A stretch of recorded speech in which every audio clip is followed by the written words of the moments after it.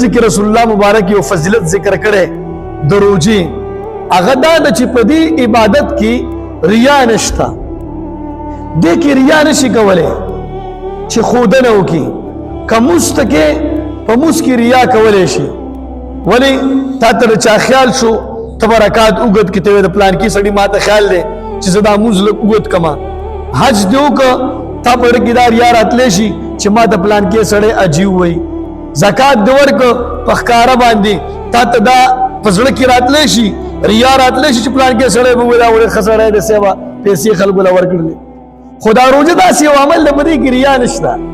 ولې دا پټ نیولې دیګه ته سړی د سوخه دا خدای نه یو کیفیت ته ویل کیږي نو دې لپاره دې کې ریا نشته دا الله ته ذکر ډیر زیات خوښ دی او یو بل فضیلت رسول الله مبارک ذکر کړی دی وای کم سړی چې روزه نیسي